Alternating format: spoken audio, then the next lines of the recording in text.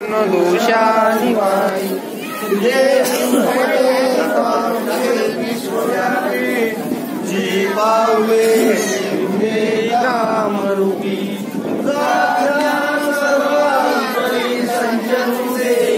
तुला सत्यानंद लोकी वरुदे हरे नाम निष्कामनी राम सेवा करू सर्व भावे करू सर्व काम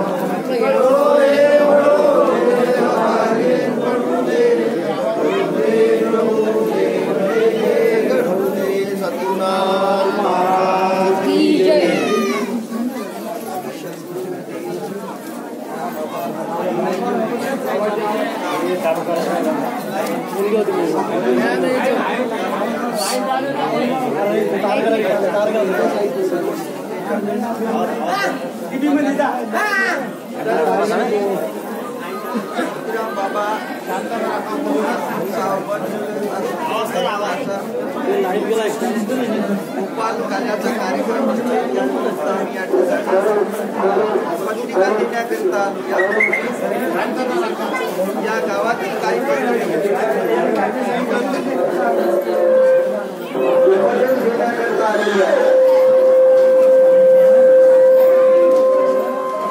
अनुग्रह घेण्याकरिता आले त्यांच्या सहकार्याने आज या ठिकाणी आलो.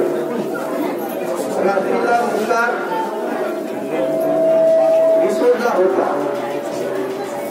10-15 गावावर उठून तुमच्या या गावापासून सांगून गाव किना आहे. रात्रीला अकोल्याला मुक्काम राहील. तर मंडळी आता जो हा घडून आला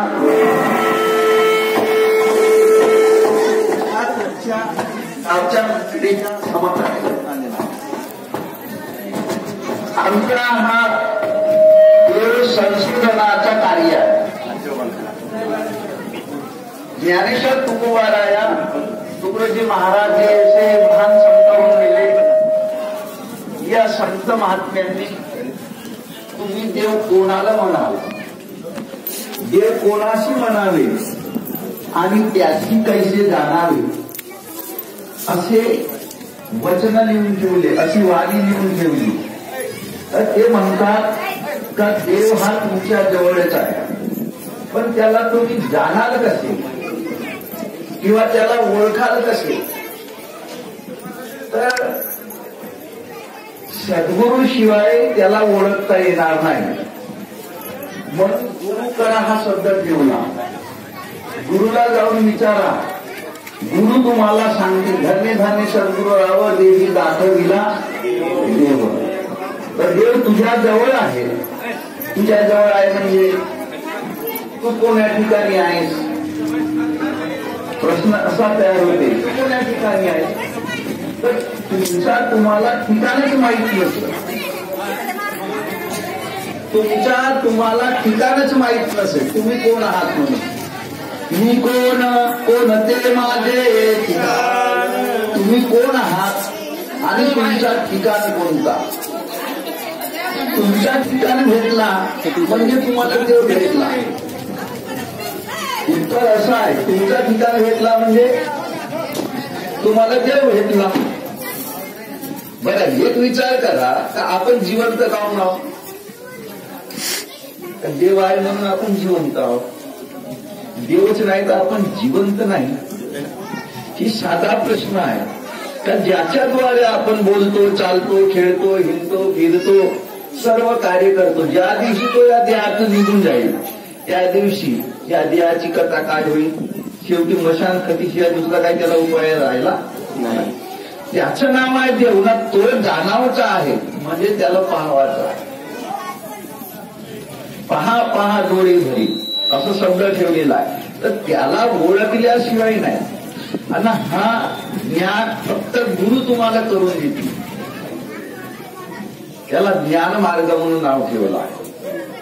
हा ज्ञान मार्ग ज्ञानेश्वराला निवृत्तीनाथांना तुकोबारायाला बाबाजी नावाच्या गुरुजीने हा समजावून दिला. तुका म्हणे ऐसे बाबाजीने केली. म्हणजे हा ज्ञान गुरु करून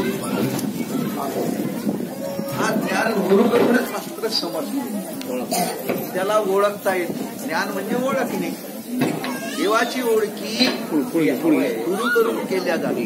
देव तुमच्या जवळ आहे, देव तुमच्या जवळ आहे. देव जवळी अंतरी नाही जन्म भरी, भाग्य आले संत जन.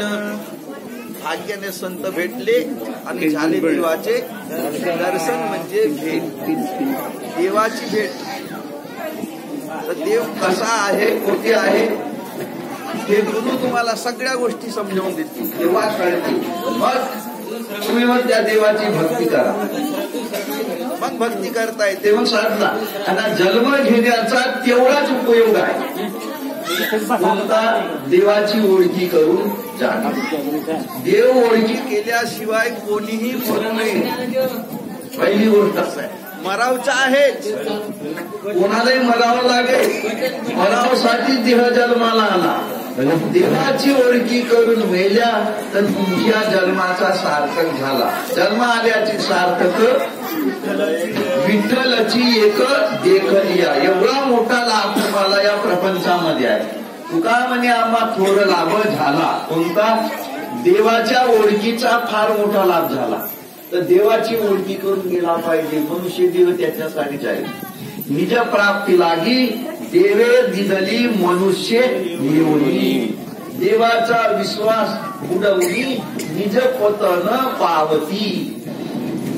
निज पतन म्हणजे नरकवासात जातात देवाचा अविश्वास करून.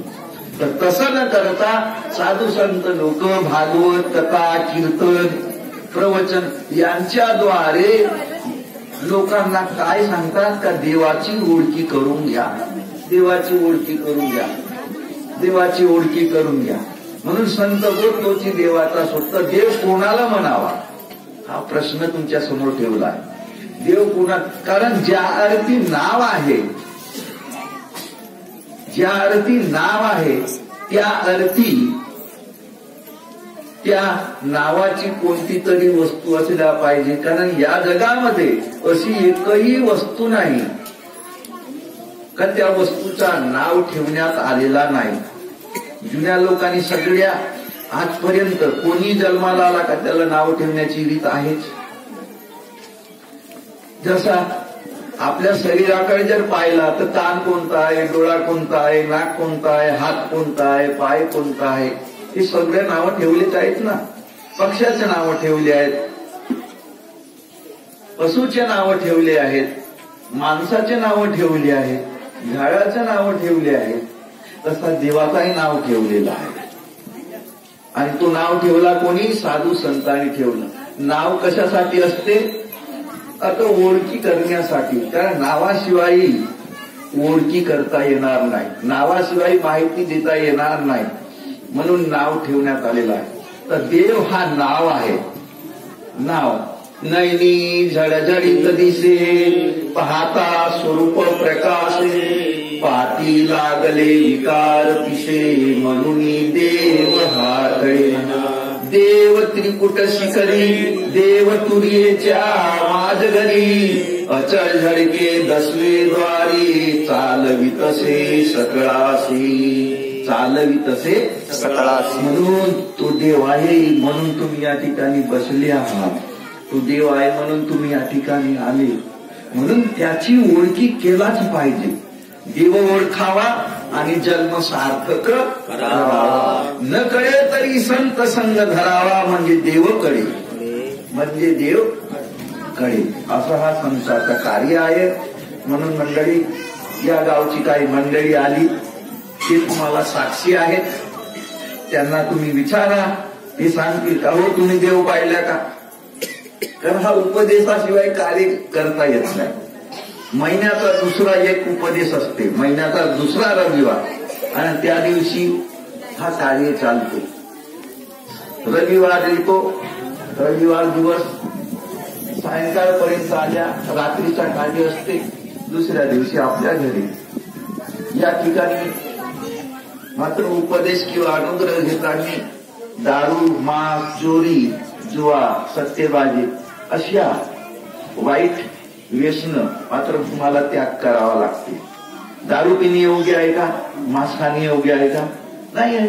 आणि हा सगळ्याला चांगला विषय आहे. माणूस म्हणून जगण्याचा जर अधिकार असेल तर दारू मांस सोडावा लागेल. अशा पद्धतीनं मंडळी तुम्ही या, कारण आता आम्हाला पुढे जाणे आहे. दिवसभराचं आमचं कार्य आहे.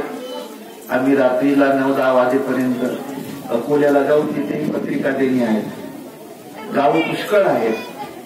तर यासाठी मंडळी तुमचं आम्हाला दर्शन झाला, आम्ही भाग्यवान समजतो.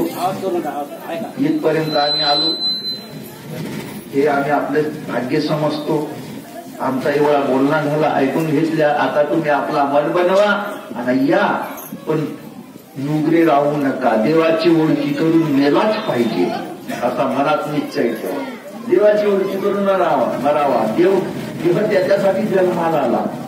तो हा नरदेह करी भेटी भगवंताची. नरदेह वाता हरी जाणावया अधिकार तया दिला देवे. देवाने एवढा मोठा अधिकार दिलेला आहे या नरदेहाला. कशाचा? देवाची ओळखी करण्यासाठी. तर एवढा करा मंडळी. सद्गुरुनाथ